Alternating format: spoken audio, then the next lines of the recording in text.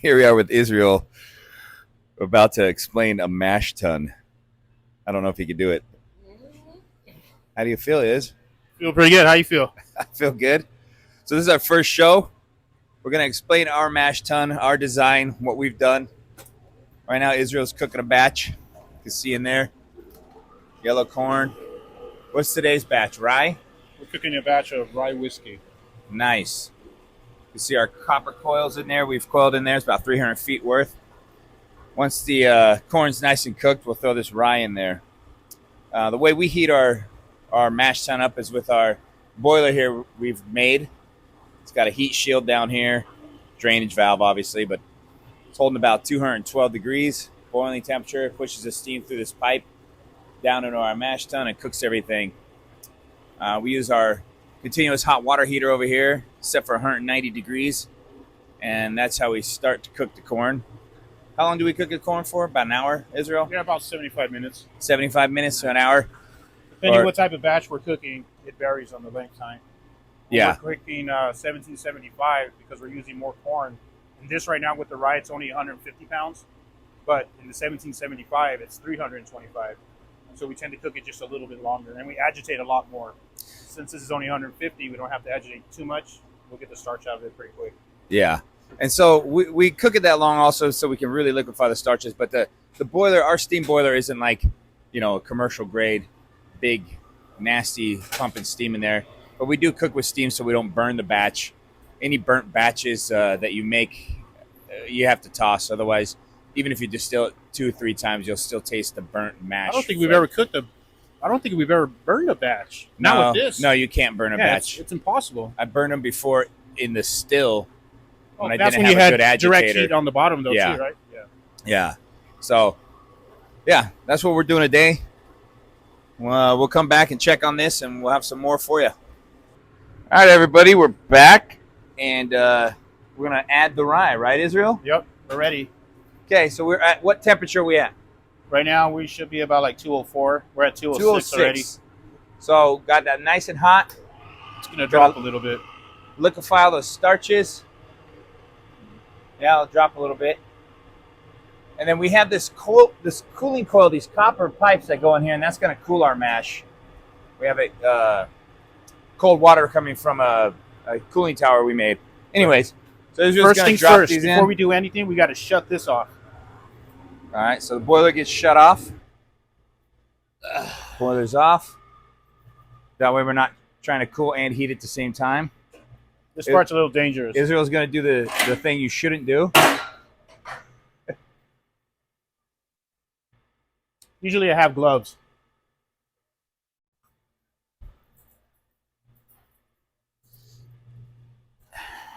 All right, so let's see what's going Hold on on, one here. more. A lot of steam, We'll do it the proper way. a lot of heat. Oh, safety first now. I usually take them both off. And that's just to release the pressure in there, which isn't much. It's about less than half a pound, maybe a pound that runs through there. All right, so you're going to drop all this in there? Yeah. The rye. And the rye we don't have to cook as long, right? It just No. kind of turns to mush at that heat within 10 to 20 minutes. All right, so you just turn on the cooling water. Yes. So as it cools, so this pipe's getting cold. As it cools, it cooks the rye at the same time, right? Yes, So sir. You only need about 20 minutes of rye cook time.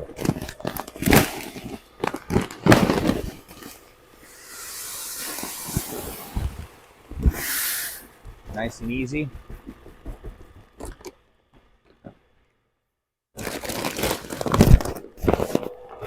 How many gallons are we doing today? 250? 250.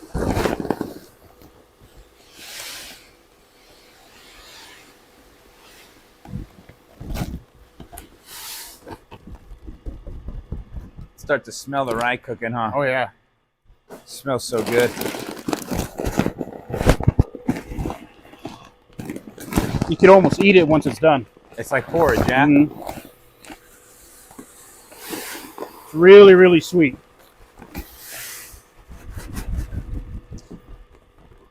So as it's agitating, like I said, this pipe is cooling. The way we cool this 300 feet of copper is this ugly monstrosity we call a Swamp Thing. It's just two swamp coolers stacked on top of each other. And that cools water. It gets pumped back through there, back and forth. It also cools our condensers. The condenser's open right now. It's nice and cold for our still. And it runs for about 12 hours a day. That way we're not wasting any water. We don't have a river down the way to pump water through that stuff, so we just use a double stacked swamp cooler. It's been working for at least the last 9 years, I'd say.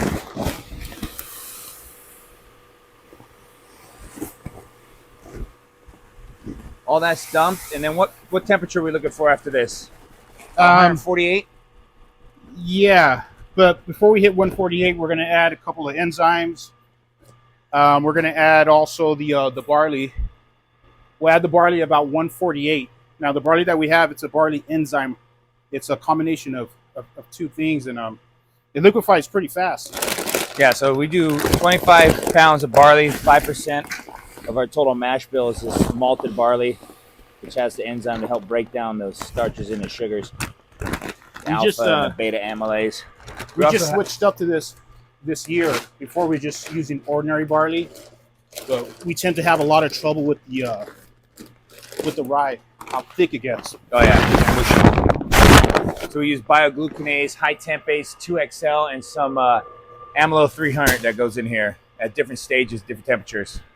So that's about it. We're gonna let that cool, and then we're gonna pump it over to our, I guess our dual chamber cooling apparatus as well, and then we're gonna pump it over to our fermenters. Right? All Yes, right. sir. All right, Israel, where are we at? Okay, so we're at 148 right now. We're getting ready to drop the barley enzyme. Just the malted barley, right? Yes. 25 pounds of malted barley going in. You can watch it thin up. It's kind of a cool. Let's see if a camera doesn't fog up. I have to mix it in a little bit because the rye is so thick Yeah. that it clumps up a little bit. So I'll have to stir it a little bit. Not like with the 1775, it just like melts.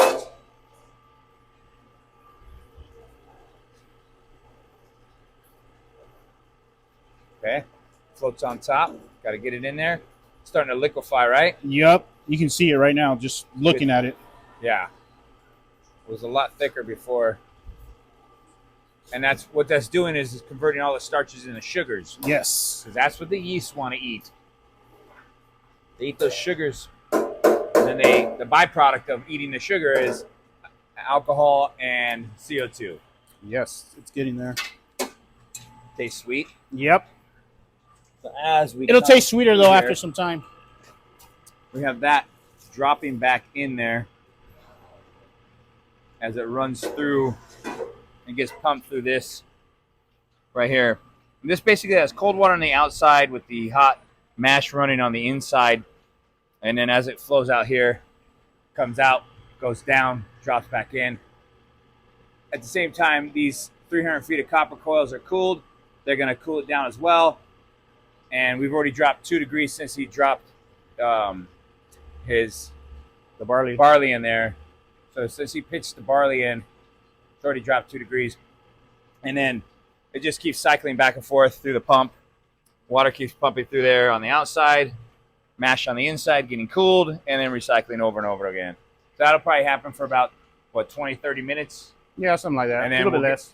We'll get to a point where we want it to rest, and it'll rest there, and then the enzymes that we add and the malted barley and all that stuff will continue to break down the starches into sugars, and then we'll let it rest for 30 minutes, and then we cool it down to room temperature.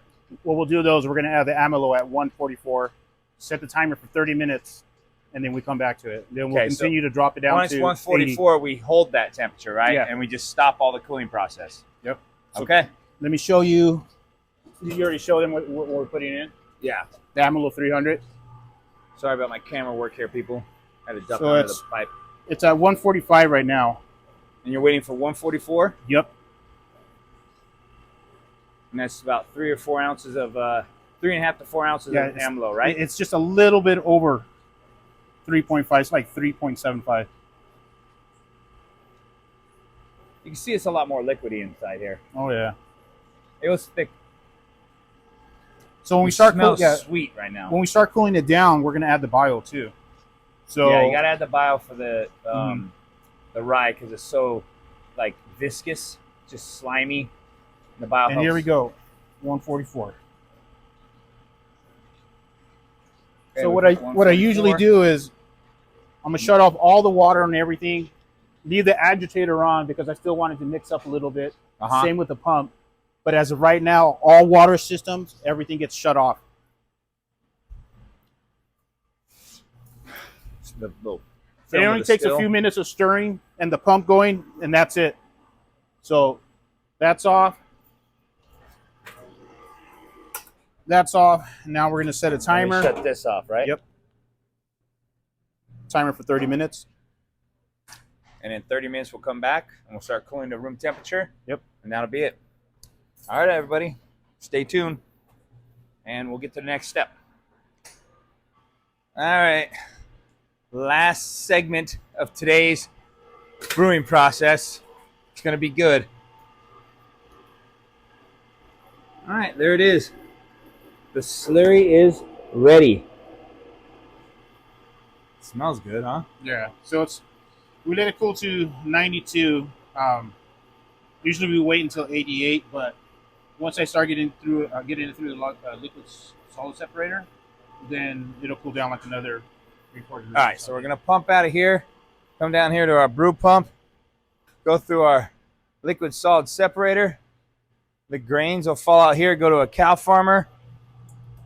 We let the beer fall into here. We pump it out of here into our fermentation tank.